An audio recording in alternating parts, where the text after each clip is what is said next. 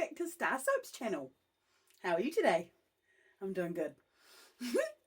Today I'm going to be making a follow-up to my awesome rainbow collaboration soap that I made with Jennifer from Untitled Soaps in Canada.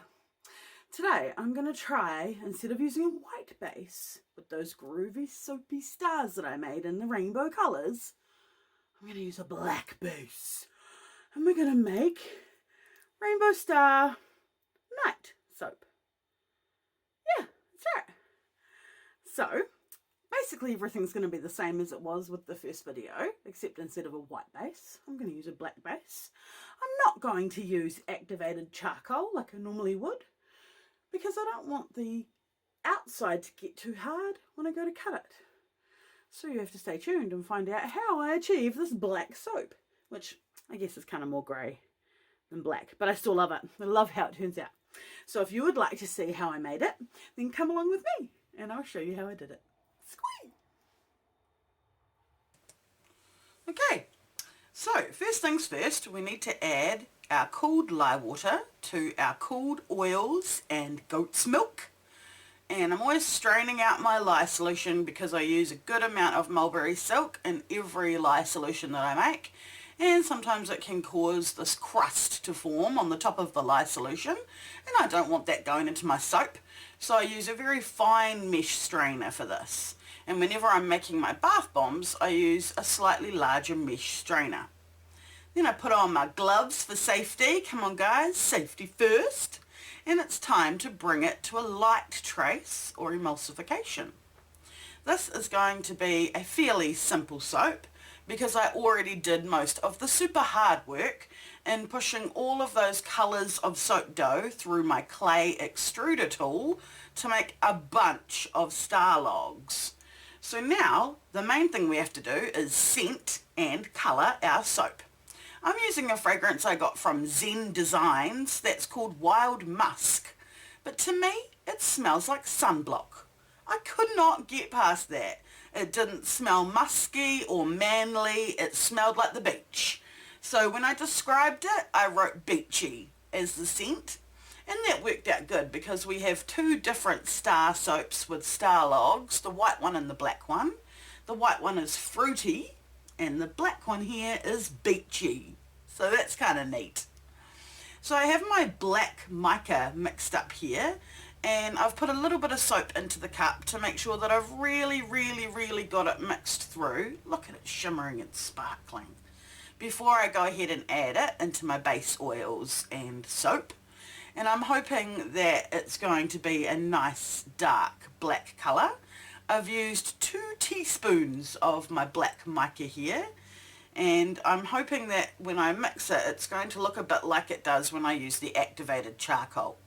Because whenever I use the activated charcoal, depending on how much I use, I can get a really vivid black soap out of it. Just like I do with my thermal mud soap. So if you want to see me doing that, you can check a video out on this channel called StarrSoaps Thermal Mud. And then when I do man soap, I tend to use a little bit less activated charcoal, so that those two soaps will stand apart when they're on the display at the markets or just in my inventory. That way man soap will be a little bit slightly grey and white instead of like a super black and white. And the other difference I've noticed is that the man soap with the grey colour, that definitely has a white suds, makes white bubbles when you wash with it. Whereas the thermal mud soap that is really black, that makes a grey lather. And I kind of like that too, because that thermal mud soap is like my spa bar, and I really push that detoxifying nature of the thermal mud. So when a grey lather comes out, it sort of adds to that whole feel like you're having a spa in your own shower. So now that I've got my fragrance mixed in, I'm not that happy with how black it is. So I've mixed up 1 more teaspoon of black mica into my little cup. That will make 3 teaspoons of black mica in total that are going into this. That's a lot of mica, but it is a double batch, so we do have a lot of soap to colour here. I'm just really hoping for a black background. I really want these colours, these stars, to stand out against the black. and I'm really interested to see how different they're going to look against a black background than they did against the white background.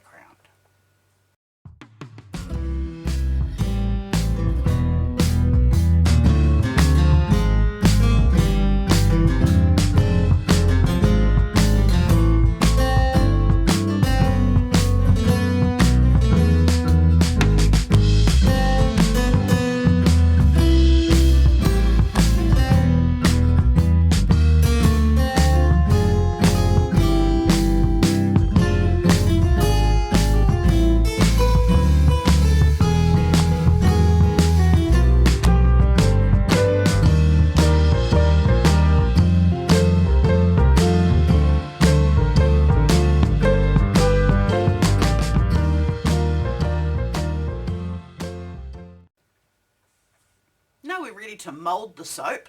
We're going to pour a little bit of black in first to create the bottom layer of the soap, and then we're going to start putting our star logs in, just following the Roy Jabiv method. That's red, orange, yellow, green, blue, indigo, violet. And I think I might go pink first because I am actually completely out of purple stars. I used them all up in the previous batch. So I have to make more purple next time if I'm going to do this project again. But to be fair with you, I don't know that I ever would do this type of project again. It was really, really time consuming. 4 hours was probably what I'd guess it took me to push all of the soap clay through the extruders, and there was just no way that I could film that process. It just took so long, and I ended up just doing it in the lounge in the evening while I was just hanging out with hubby. So yeah, it's one of those things, but if you want to check out how to do this, then I could, and if I get enough comments saying that you want me to, then I will show you in a little short video just how I push the soap dough through the clay extruder and got these stars, because they don't look like much going in, but when we cut the soap they look really cool.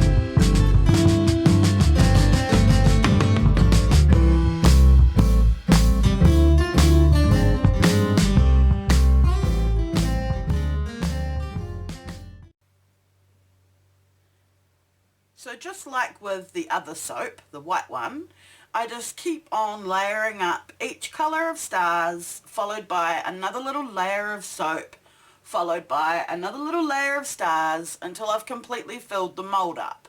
This way I'm hoping that each colour will stand in its own space in the final soap, and they won't all get mixed together and muddied up.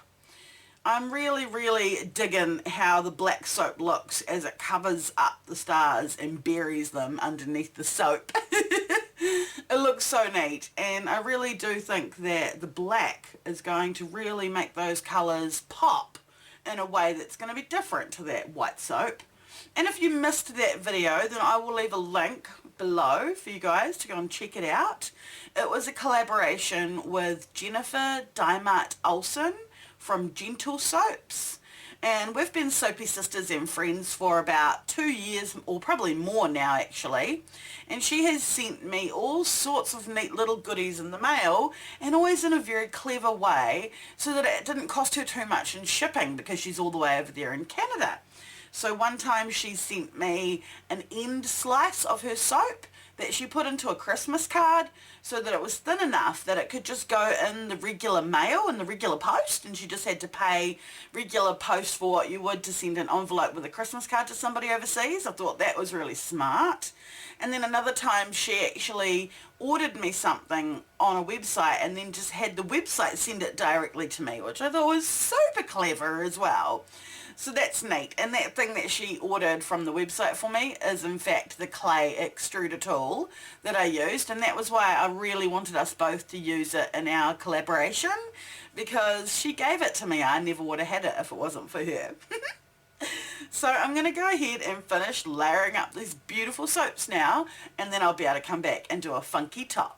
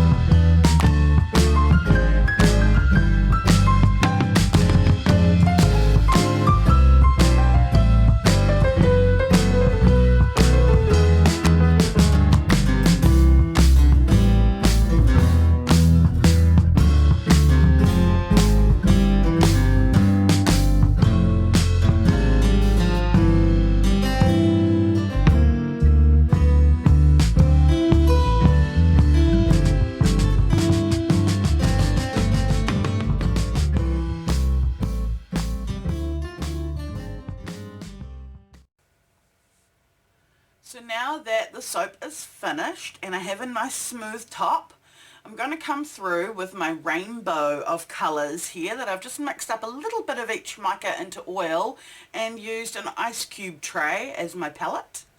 And I'm just going to try to do the same kind of design on the top like I did with the white one, where I just drip each colour of the rainbow and then gently swirl them. And gently is key, because if I swirl too much then they'll mix together and it'll muddy up the colours. I don't want that. So this is just about giving it a bit of a Jackson Pollock and vibrant ending.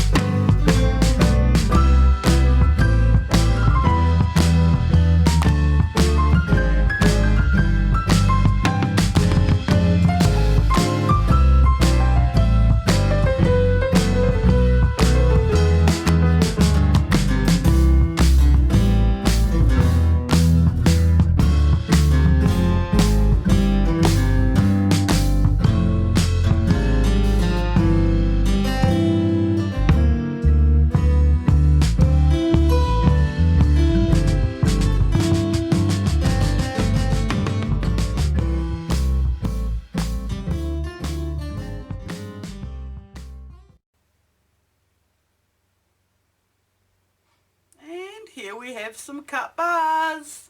Oh my gosh, that looks really cool. To be honest and fair, there are a couple of colours that aren't as well represented in the rainbow as the others. But I love how the mica came out on the very top. So I'll definitely try something like that again with a black soap. And the stars, they're okay. I mean, they could be brighter and more vibrant, but I like them.